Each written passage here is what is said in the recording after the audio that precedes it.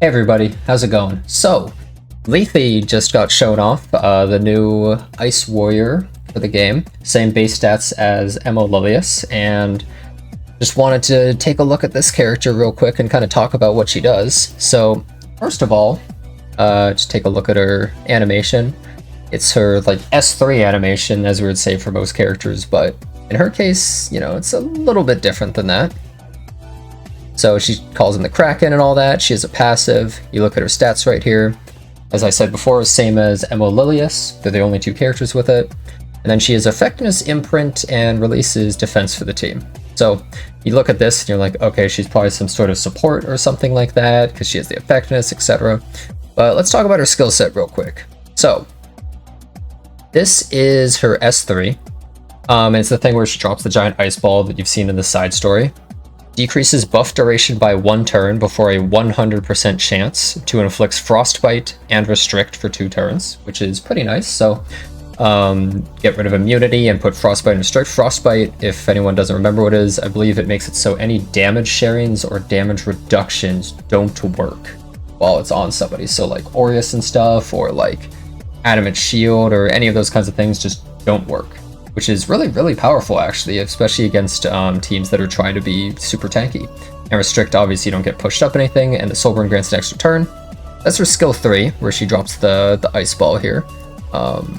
See it right here. Oh, it's not... Yeah, I guess it is an ice ball. Okay. Yep, lands Restrict and all that good stuff. So, this is her skill 1. Attacks the enemy with the sword before increasing speed of the caster by 1 turn. When they have 3 Omen... then she consumes Alpha Colibus. Oh, I skipped her S2. Let me go to S2. Sorry about that. This is kind of the crux of her entire skill set. Somehow I skipped it. Doesn't cost any souls to activate the caster for Soulburn, so that means her S3 is free to get the extra turn at the beginning, which is pretty powerful, to be honest. When attacking, has a 100% chance to inflict 1 Omen on the target regardless of whether it hits. Can't be activated by counterattack, dual attack, or extra attack. So this means her S3 and her S1 are both going to activate Omen. Unaffected by effect resist, cannot be dispelled, transferred, or resisted by immunity.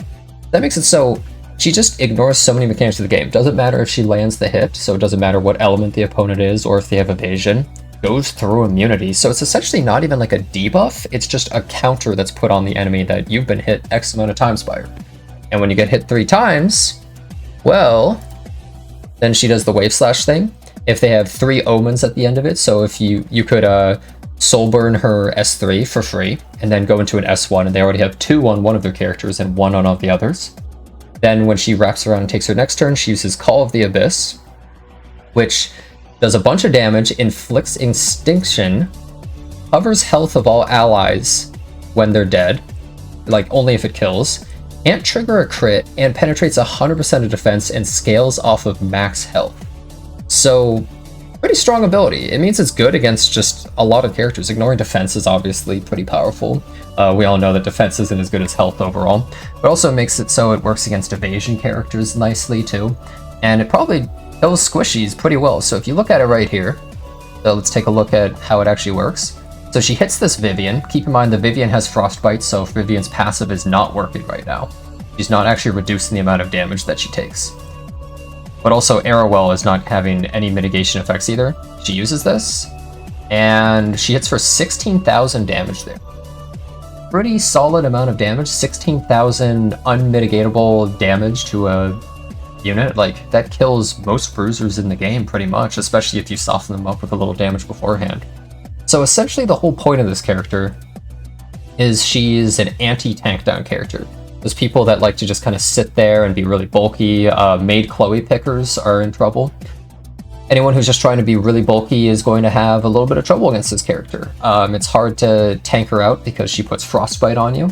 And I think you can kind of just build her with high speed, high health, high defense. And that's it. I don't really think you need to focus on much else. I'm thinking like 26,000 health, like 1,600 defense, 250 speed, something like that. Just really fast. Like, you don't need any other stats. You could get effectiveness if you wanted to land the Frostbite and restrict on more people, but I don't think it's completely necessary because realistically, she's trying to kill squishy characters for the most part.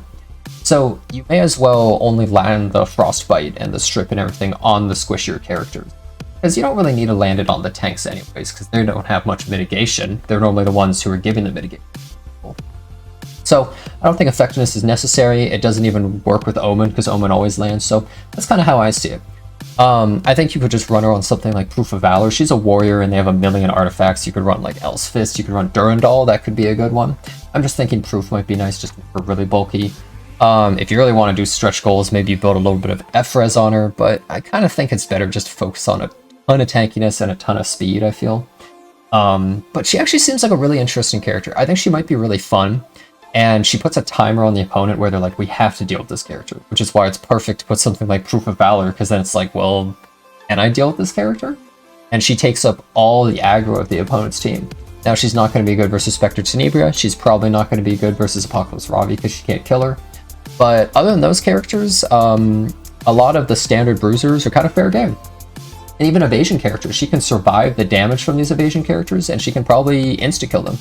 So that's pretty powerful. Like Remnant Violet and Aiden are probably going to automatically die to her ability even on a miss. So I think that she has a lot of potential. In the current meta, there's a lot of like debuffers and other stuff like that. And so she's just such a bulky unit that if you just have a super bulky unit like her and then like a cleanser or something like that, she's probably bound to get 3 attacks in. And it doesn't matter if she has mischance or attack down or any of those things. As long as she's not stunned or slept or anything, she's going to take those turns. So I think it's pretty interesting. And her artifact here, this one I wouldn't use on Lethe, I feel. I feel you can use a lot of other things. However, I do think it might be really good on characters like Shu. It is just pure damage, it's not attack or anything, increases your health as well. It's really nice on that. Maybe Alencia, probably not Edward, but I think there's some characters like that that'll really appreciate this artifact. But, you know, you might need multiple copies if you're truly going to use it. But it seems like a pretty decent one overall, but nothing to really, like, rush for. But anyways, that's kind of my preliminary thoughts on Lethe. I'm actually really interested in her more than I thought I would be, and she seems like a fun character. She fulfills a niche that there's not a ton of characters in, which is that like tank down style versus tank down, which is kind of interesting. But I'm definitely going to be trying her out with my Death Dealer Ray Solitaire team being a real scumbag, so I'm going to have a lot of fun. Anyways, thanks a bunch for watching the video. Hope you liked it, and I hope to see you next time. Don't forget to leave a like or subscribe to the channel. I'll see you later.